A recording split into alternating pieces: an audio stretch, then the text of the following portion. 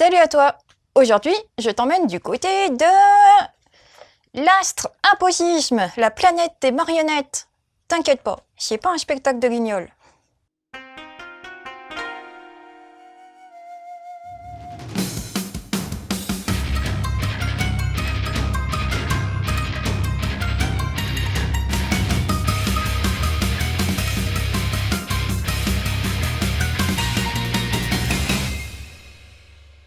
Apocisme, à part le fait que c'est un nom étrange et que je vais peut-être pas réussir à bien le prononcer à chaque fois, c'est un astre artificiel géant où se déroule l'histoire.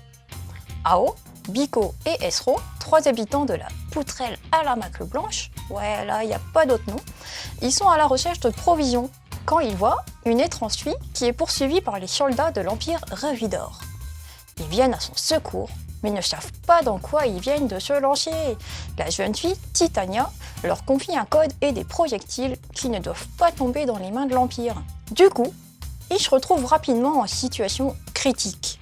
Et Esro doit faire un choix, mourir ou utiliser le code et ainsi devenir une marionnette.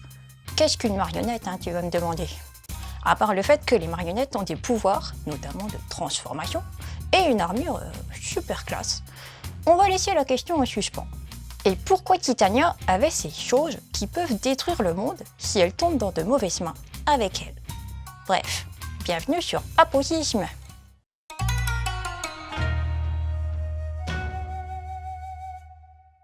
Pour ce qui concerne le graphisme, je pourrais juste te dire « Waouh !» Mais tu veux peut-être en savoir un petit peu plus quand même.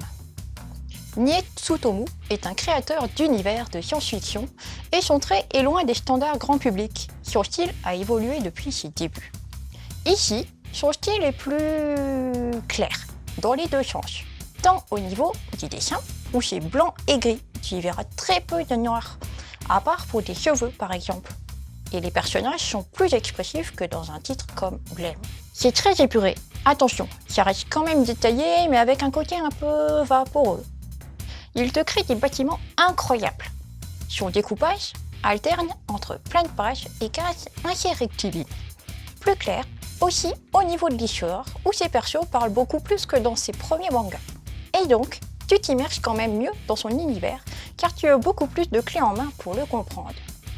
C'est Glénat qui propose ce titre, dans une édition simple qui respecte la couverture japonaise, avec des premières pages en couleur.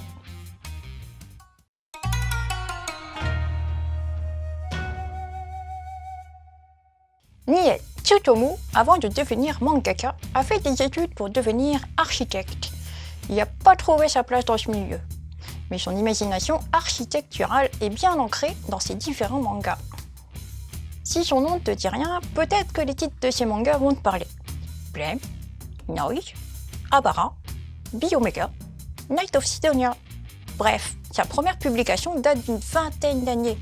Et depuis, il nous propose des univers de science-fiction étonnants et maîtrisés. Comme je le disais, son style a évolué. Son trait nerveux, noir, intense et ses débuts laissent place désormais dans Apocisme à un style épuré et blanc. Sa narration est également beaucoup plus fluide. Et si tu ne connais pas encore l'auteur, un titre comme Apocisme te fera une porte d'accès plus facile à son univers. Malgré cette pureté dans le trait, le fond de son histoire reste tout de même bien sombre. L'auteur nous projette rapidement dans son univers, tu seras happé dans ce monde inconnu.